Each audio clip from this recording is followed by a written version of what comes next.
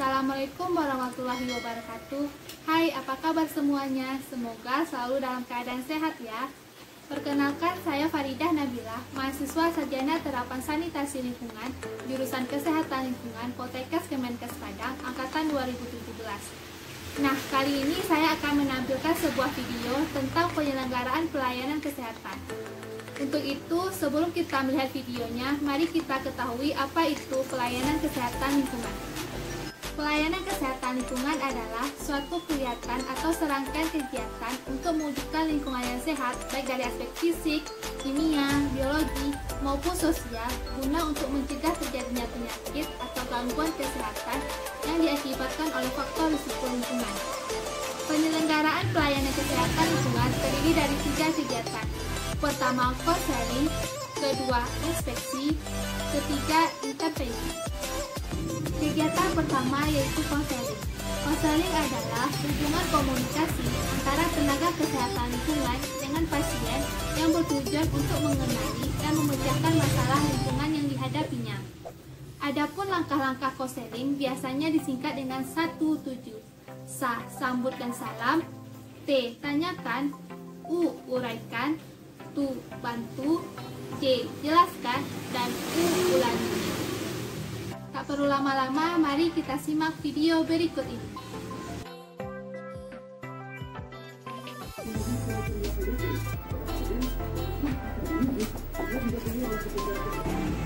Selamat siang, Bu. Silakan duduk. Dengan Ibu Fitriani ya, Bu? Ya. Di sini Ibu didiagnosa menderita penyakit kecantikan.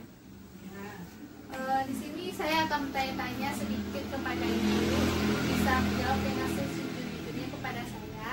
Jadi rahasia Ibu akan disimpan kepada saya. Ibu tahu apa itu penyakit kecantikan? Tidak tahu. Penyakit kecantikan itu adalah penyakit yang disebabkan oleh cacing gelang atau cacing tambang yang dikeluarkan melalui tanah. Boleh saya lihat buku Ibu? Oh, ternyata bersih ya, Bu. Ibu tinggal di daerah mana, Bu? Daerah perumahankah, perkebunankah? Biasanya Ibu membuang tinja di mana, Bu? Di WC di rumah. WC rumah ya, Bu? Jenis lantai rumah Ibu apa, Bu? Semen. Biasanya Ibu mencuci tangan nggak bisa dikeluarkan? Kadang-kadang. Kalau setelah berak, Bu, Kadang-kadang juga. pakai sabun nggak, Bu? Jarang. Ibu biasanya menggunakan alas kaki di rumah, Bu? Kadang-kadang. Biasanya Ibu makan makanan mentah kah atau lalapan kah? Kadang makan lalapan. Biasanya Ibu cuci? Jarang. Jadi saya bisa simpulkan ada 3 masalah. Yang pertama itu pembuangan tinja yang tidak saniter. Yang kedua itu pengelolaan makanan yang tidak saniter. Yang ketiga perlakuan yang tidak higienis. Jadi di sini saya sarankan kepada Ibu membiasakan cuci tangan sebelum makan dan sesudah berak menggunakan sabun dengan air yang mengalir. Terus membuang tinja di jamban di WC Ibu sendiri. Terus mencuci buah-buahan dan sayur-sayuran dengan air yang mengalir sampai bersih baru Ibu makan. Jadi di sini saya jelaskan lagi, Bu. Cacingan tersebut adalah penyakit yang disebabkan oleh cacing khusus seperti cacing gelang, cacing tambang yang ditularkan melalui kandang. Jadi cara penularannya itu melalui telur matang yang tertelan dalam usus halus, telur akan menetas dan keluar larva yang dapat menembus usus Ibu mengikuti aliran darah, jadi sehingga menuju jantung lalu ke paru. Larva merangsang lari sehingga terjadi batuk, dapat masuk menjadi cacing dewasa yang di dalam usus halus. Jadi dikeluarkan melalui tinja. Jadi faktor kerugian dari penyakit kecantikan tersebut yaitu dapat menyebabkan anemia, penurunan berat badan, lemas, mudah sakit seperti sakit perut. Jadi di sini saya sebagai sanitarian akan melaksanakan inspeksi ke rumah Ibu. Kapan Ibu bisa, Bu? Besok saya akan pergi ke rumah Ibu. Dan terima kasih Ibu telah datang ke ruangan pelayanan kesehatan lingkungan. Semoga Ibu cepat sembuh. Terima kasih Ibu.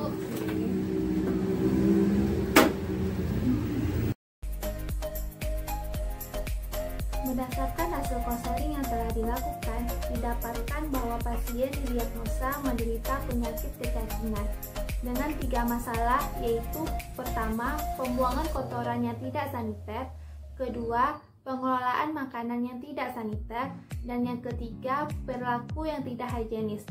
Jadi, kami menyarankan kepada pasien yaitu menutup lubang WC atau jambat, menggunakan jenis lantai berbahan dasar keramik atau semen, memasak makanan hingga matang, menutup makanan dengan tudung saji, mencuci buah dan sayur-sayuran dengan air bersih, mencuci tangan dengan sabun, sebelum makan dan sesudah BAB, menggunakan alas kaki, memotong pendek kuku, dan yang terakhir tidak menggunakan tinja segar sebagai pupuk tanaman. Yang kedua yaitu inspeksi kesehatan lingkungan. Inspeksi kesehatan lingkungan yaitu suatu kegiatan pemeriksaan dan pengamatan secara langsung terhadap media lingkungan dalam rangka pengawasan berdasarkan standar, norma, dan baku mutu yang berlaku untuk meningkatkan kualitas lingkungan yang sehat. Dalam kegiatan inspeksi kesehatan lingkungan ada 4 metode. Yang pertama, pengamatan media fisik lingkungan yang berupa air, tanah, udara, pangan, sarana dan bangunan, serta vektor dan binatang pengganggu lainnya. Metode yang kedua, pengukuran media lingkungan di tempat. Yang ketiga, uji laboratorium. Dan yang terakhir, analisis risiko kesehatan lingkungan.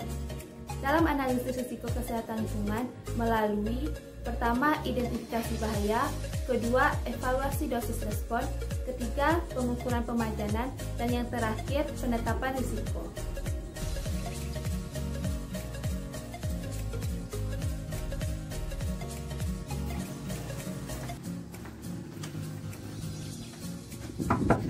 Assalamualaikum, Bu. Assalamualaikum, Bu. Selamat siang, Bu. Selamat siang, ada apa Bu? Sesuai kesepakatan kita kemarin, saya akan melakukan inspeksi di rumah Ibu. Ya boleh, silakan masuk. Ya, terima kasih, Bu. Silakan duduk Bu.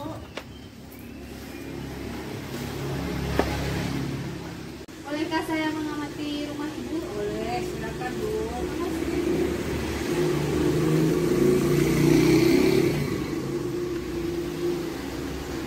Rantainya pernah dipang, Bu? Pernah Berapa kali sehari, Bu? 2 kali seminggu Bu. Oh, 2 kali seminggu. Boleh saya tahu di mana WC Ibu? Boleh, silakan ke belakang Bu. Sendal dulu Bu. Oh iya, Bu. Di sebelah sana ya Bu, di samping sekali.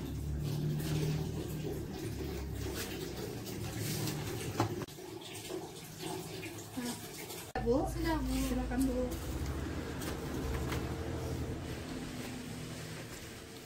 Oh, boleh saya lihat kuku Ibu, Bu? Ya, boleh. Oh, ternyata banyak sayuran di sini, Bu. Ya, Bu. Ya, Apakah sering Ibu penting untuk dimakan, Bu? sering. Ada Ibu cuci? Kadang-kadang. Kadang-kadang.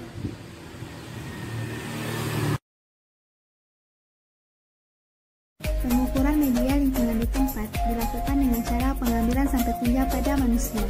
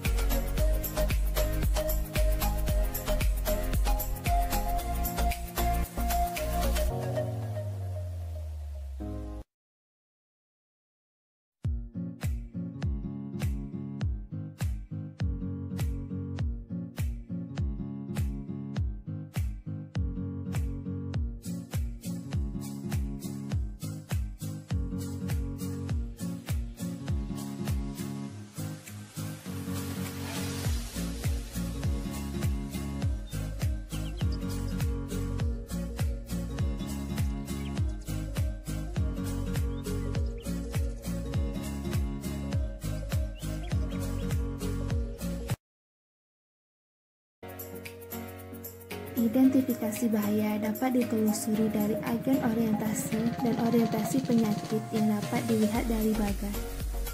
Analisis dosis respon dapat dilakukan dengan cara mengetahui jalur pemajanannya. Adapun jalur pemajanan penyakit kecacingan dapat dilihat dari bagan. Pengukuran pemajanan dapat dilihat dari sampel tinja dan penularan dengan kontak langsung atau melalui vektor dan binatang pengganggu lainnya seperti lalat. Analisis dosis respon menetapkan nilai kuantitatif toksisitas dan agen. Toksisitas dinyatakan sebagai dosis reference dose atau RFD. Karakteristik risiko dilakukan dengan membandingkan atau membagi intake dengan dosis atau konsentrasi agen risiko tersebut. Variabel yang digunakan untuk menghitung tingkat risiko adalah intake yang didapatkan dari analisis pemajanan dan dosis referensi untuk pemajanan jalur ingesti.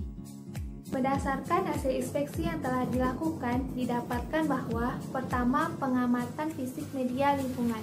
Dalam pengamatan fisik media lingkungan didapatkan tidak ada kotoran manusia di atas tanah, menggunakan jenis lantai berbahan dasar keramik, lubang WC atau jambannya tidak ditutup, kondisi kuku keluarganya bersih dan pendek, jarang mencuci tangan dengan sabun sebelum makan dan sesudah BAB, jarang mencuci buah dan sayur-sayuran dengan air yang bersih. Yang kedua, pengukuran media lingkungan di tempat dengan mengambil sampel tinja manusia. Yang ketiga, uji laboratorium, yaitu menguji tinja yang telah diambil tadi apakah mengandung cacing atau tidak. Yang keempat, analisis risiko kesehatan lingkungan.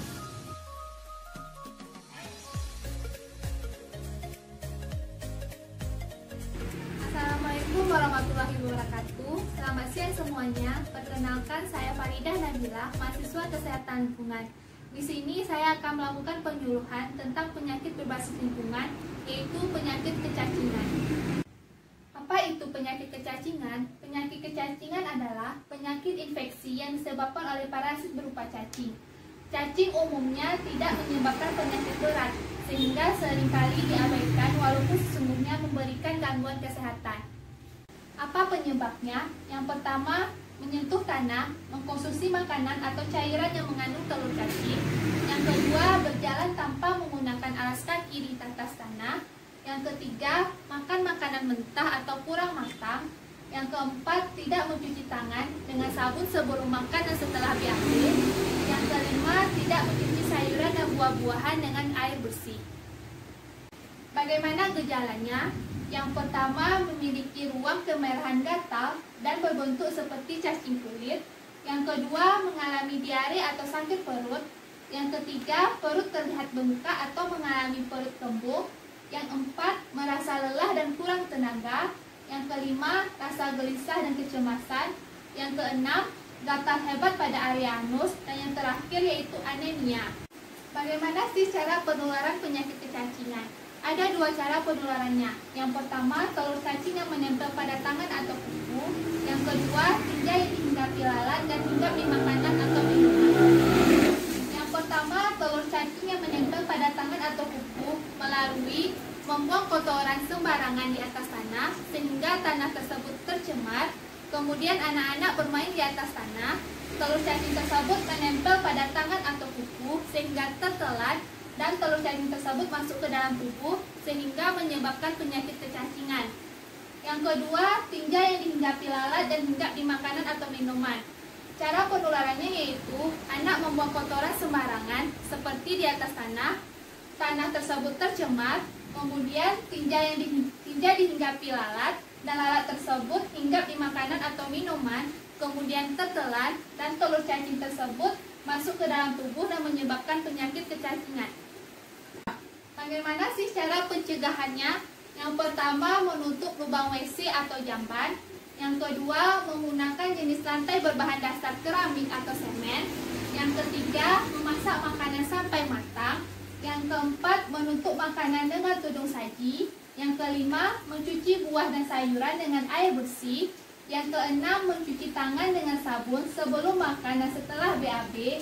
Yang ketujuh, menggunakan alas kaki. Yang kedelapan, memotong pendek kuku. Yang kesembilan, tidak menggunakan tinja segar sebagai pupuk tanaman. Dan yang terakhir, menjaga kebersihan lingkungan. Sekian penyuluhan yang dapat saya sampaikan. Semoga penyuluhan kali ini dapat memberikan informasi dan penambahan pengetahuan kepada kita semua tentang penyakit berbasis lingkungan, khususnya penyakit kecacingan. Jadi saya berpesan kepada kita semua, mari kita sama-sama menjaga lingkungan agar tetap sehat untuk mencegah terjadinya penyakit kecacingan, karena mencegah lebih baik daripada mengobati. Keep healthy and stay safe. Assalamualaikum warahmatullahi wabarakatuh. Menutup lubang WC atau jamban. Mencuci tangan dengan sabun sebelum makan dan sesudah BAB.